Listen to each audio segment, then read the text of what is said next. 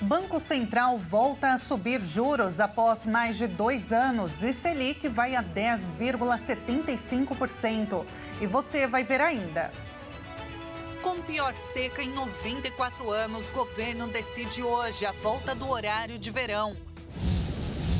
E ainda, aumenta a tensão no Oriente Médio. Série de explosões de pagers já deixaram mais de 30 mortos e milhares de feridos no Líbano.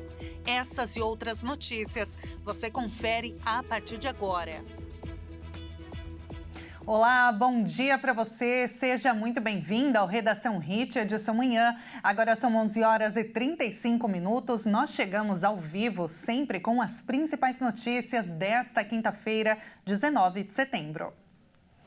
O Comitê de Monitoramento do Setor Elétrico se reúne hoje para definir o plano anti-apagão e horário de verão. O Brasil passa pela pior seca dos últimos 94 anos e, com a chegada do calor, deve enfrentar picos mais altos de consumo de energia.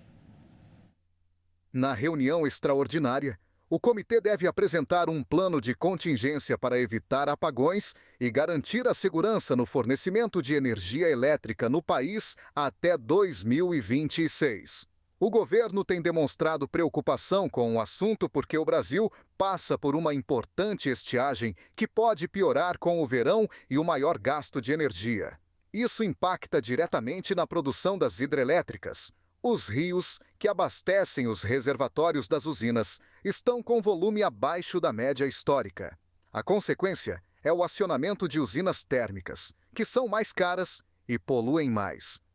Na reunião do comitê, também deve ser discutida a proposta de retorno do horário de verão. O ministro de Minas e Energia, Alexandre Silveira, disse que o horário de verão passa a ser uma realidade até para evitar que a conta de energia elétrica aumente. E o Comitê de Política Monetária, o Copom do Banco Central do Brasil, aumentou a taxa Selic em 0,25 ponto percentual para 10,75% em um primeiro aumento em 2 anos. A decisão de subir a taxa básica de juros da economia foi amplamente antecipada pelo mercado e acontece 2 meses após o Copom acabar com um ciclo de flexibilização de 7 cortes consecutivos. A alta recente do dólar e as incertezas em torno da inflação levaram o Comitê de Política Monetária do Banco Central a aumentar os juros básicos. Por unanimidade, o Copom aumentou a taxa Selic em 0,25 ponto percentual para 10,75% ao ano. Essa decisão já era esperada pelo mercado financeiro. A última alta dos juros ocorreu em agosto de 2022, quando a taxa subiu de 13,25% para 13,75% ao ano. Após passar um ano nesse nível, a Selic teve 6 cortes de 0,5 ponto e um corte de 0,25 ponto entre agosto do ano passado e maio deste ano. Nas reuniões de junho e julho, o Copom decidiu manter a taxa em 10,5% ao ano. Agora, 11 horas e 38 minutos. Para a gente entender melhor como essas medidas impactam na nossa vida, vamos conversar agora ao vivo com o economista Rodrigo Simões. Oi, Rodrigo, bom dia para você. Seja muito bem-vindo, como sempre. Olá, Tabata. Bom dia a toda a nossa audiência da RTV. Rodrigo, a primeira alta na Selic no terceiro mandato do presidente Lula, ela foi justamente contrária ao solicitado pelo presidente, que já afirmou que essa é uma medida sem critério, né, segundo ele. Afinal, essa decisão ela pode acelerar ou aliviar a temida inflação? Bom, realmente a decisão do banco não foi de encontro que o presidente pediu para os dirigentes do Banco Central, mas aí nós temos uma questão, primeiro, para poder entender. A economia não é uma ciência exata, é uma ciência social, tá? E esse é o primeiro ponto de observação para toda a nossa audiência entender. O que acontece é o seguinte, é que o Brasil está passando por um momento de economia aquecida. E o que isso significa? Emprego baixo, consumo alto. E com o emprego baixo e o consumo alto, a inflação tem pressionado, tá? Ou seja, os preços estão aumentando porque existe mais demanda do que propriamente uma oferta de bens e serviços. Então, por isso que os preços estão aumentando. E a ferramenta tradicional hoje utilizada no mundo inteiro, não só no Brasil, mas no mundo inteiro, é a taxa de juros Selic. É claro e é óbvio que uma taxa de juros nesse patamar é prejudicial para a população, principalmente, a população mais simples, a camada mais pobre, né, e para todos. Mas, no momento, é a ferramenta, é o remédio amargo que nós temos para poder combater essa inflação.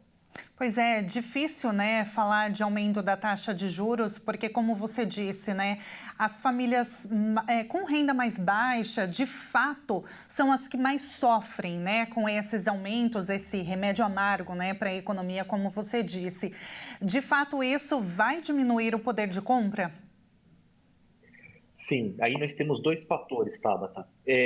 Com juros mais altos, tá? Com juros maior, o que prejudica já de imediato? Os bancos, em pelo menos nos próximos 30 dias, eles já vão começar a equilibrar as taxas de cartão de crédito, as taxas de empréstimo de consignado, as taxas de empréstimo de financiamento imobiliário, isso para a pessoa física, mas também prejudica na pessoa jurídica, que são as empresas. Prejudica financiamento de máquinas para a empresa poder crescer e empregar mais, prejudica financiamento de capital de giro. Então, assim, você tem um efeito, sim, negativo no crédito, tá? Para quê? Para poder, essa ferramenta, ela é utilizada para poder baixar a atividade econômica. Mas, por outro lado, eu tenho uma boa notícia aqui para poder trazer para a nossa audiência. É que ontem a taxa de juros nos Estados Unidos ela foi reduzida, tá? Até mesmo um percentual maior do que se esperava. Com juros menor nos Estados Unidos, e nós que importamos muita matéria-prima para poder utilizar aqui frete, remédio, tudo, o que acontece? A queda de juros lá vai ajudar a baixar um pouco o preço dos insumos aqui no Brasil. Então, por um lado, você tem um aumento da inflação que encarece o crédito, mas a diminuição da taxa de juros nos Estados Unidos ajuda a combater, a diminuir um pouquinho o preço. Ou seja, foi uma má notícia aqui da parte do Brasil, mas acabou que os Estados Unidos ajudou a gente baixando os preços lá, porque a nossa economia, a gente compra muitos insumos em dólar. Não só nós, mas o resto do mundo inteiro, tá? Agora, Rodrigo, falando sobre o horário de verão, que a gente noticiou, né, agora há pouco, o governo federal, ele alega que para evitar apagões e garantir a segurança no fornecimento de energia elétrica até 2026, vai ser necessário um plano de contingência. Explica para a gente quais são os prós e os contras da volta do horário de verão para a economia. Bom, eu acho o seguinte, tá? E pelo que eu tenho estudado e conversado até mesmo com um colega que é especialista no setor, eu vejo como bom, tá? Uma boa notícia o governo tentar retomar esse plano de horário de verão. Por quê? Porque nós precisamos, como nós estamos num período de seca, de queimado, de falta de chuva, e o nível dos rios estão baixos em várias partes do Brasil, as hidrelétricas não estão conseguindo fornecer energia o suficiente.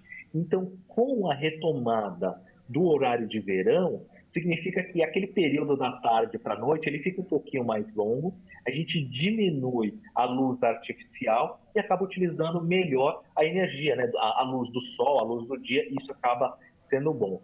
É claro que existe divergência entre alguns especialistas, tá? Mas o governo hoje está estudando isso e vai trazer. Geralmente os especialistas que são a favor, eles focam principalmente em 3 pontos. Eu trouxe aqui para vocês.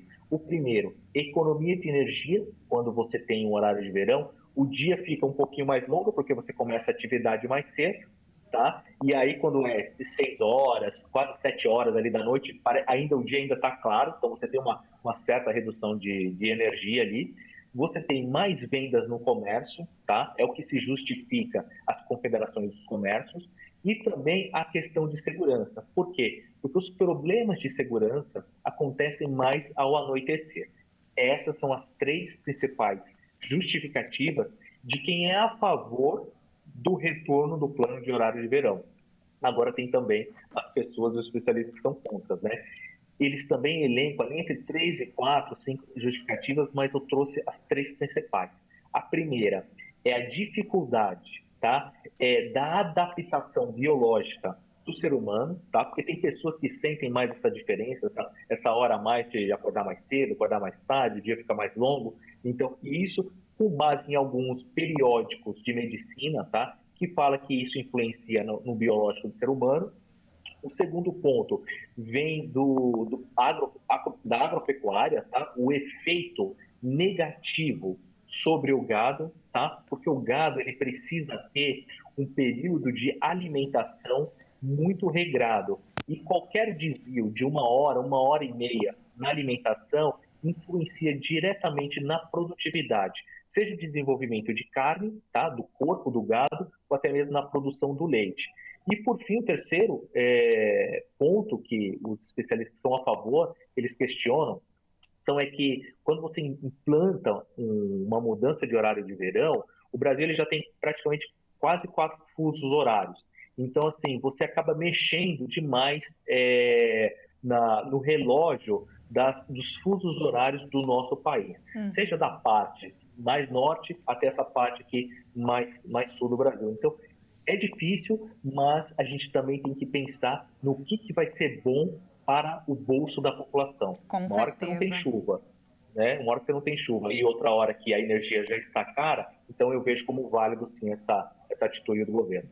Com certeza, Rodrigo. Olha, qualquer medida, né, que o governo tomar e vai definir, vai agradar ou desagradar vários setores. Então, infelizmente, né, não tem como agradar 100%. Da população. Rodrigo, muito obrigada pela entrevista. Foi um prazer enorme falar contigo e entender melhor tudo isso que está se passando no nosso país. Obrigada e até a próxima. Tá, eu que sou grato pelo convite, agradeço a toda a equipe da Rede TV e a toda a nossa audiência. Um abraço, até. E veja a seguir. Temperaturas voltam a subir em São Paulo, mas instabilidades voltam ao sul do país com risco de tempestades. E agora, imagens ao vivo de Vitória, no Espírito Santo. Por lá agora, 26 graus neste momento. Nós voltamos já já.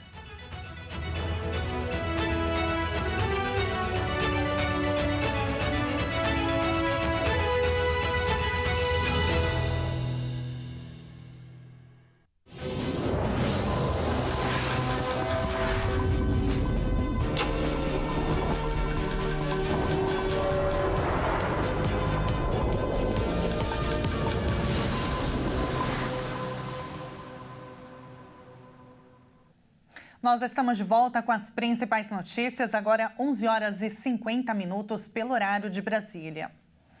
E olha, pelo menos 37 pessoas morreram numa série de explosões de aparelhos eletrônicos do Hezbollah no Líbano. Cerca de 600 ficaram feridas, aumentando o temor de uma guerra regional total. Os Estados Unidos alertaram para uma escalada e vão se reunir nesta quinta-feira em Paris com países europeus para discutir as negociações de trégua na faixa de Gaza e a situação no Líbano, segundo fontes diplomáticas, antes de uma reunião do Conselho de Segurança da ONU prevista para sexta-feira. E o calor deve voltar a São Paulo hoje, viu? Após a passagem de uma frente fria. O interior do estado ainda sofre com um tempo seco e temperaturas altíssimas, enquanto o Rio Grande do Sul tem alerta de tempestade. Segundo o Centro de Gerenciamento de Emergências Climáticas da Prefeitura de São Paulo, depois de 3 dias, o sol volta a predominar, o que favorece a elevação da temperatura sem previsão de chuva. Nesta sexta-feira, os termômetros podem chegar até os 32 graus e a umidade relativa do ar pode voltar a ficar abaixo dos 30% nas horas de maior aquecimento. No interior do estado, o cenário deve ser de muito calor e tempo seco, mantendo o alerta da Defesa Civil para riscos de novos focos de incêndio, como os que vêm atingindo o estado há mais de um mês seguido. A temperatura máxima deve chegar aos 37 graus e a umidade do ar mínima estará na casa dos 19%. O volume de chuva acumulado de setembro foi até agora de 10 milímetros, o que corresponde a 15% dos 68 milímetros esperados para o mês. Já no Rio Grande do Sul, o Instituto Nacional de Meteorologia emitiu um aviso de tempestade laranja, de perigo. Segundo o boletim, a previsão de chuva forte de até 100 milímetros, com potencial de granizo e ventos de 100 km por hora. Essas condições levam muitos riscos à população, como corte de energia elétrica, estragos em plantações, queda de árvores e alagamentos. E antes de encerrarmos esta edição, nós vamos ver um pouquinho ao vivo de imagens de Salzburg, na Áustria. Vamos sair agora dos nossos estúdios Hit em São Paulo, vamos para a Europa. E olha, por lá já é fim de tarde, 16 horas e 52 minutos, um clima bem nublado, faz 17 graus. Esse lugar que vocês estão vendo, nasceu Amadeu Moser, que é um dos principais nomes da música erudita. E essa vila tão bonita, moram 1.500 pessoas, é bem pequenininha e lindíssima, né? E com essas imagens, nós encerramos esta edição. Te agradeço muito pela sua companhia. Uma excelente quinta-feira para você e a gente se encontra ao longo da programação. Até mais!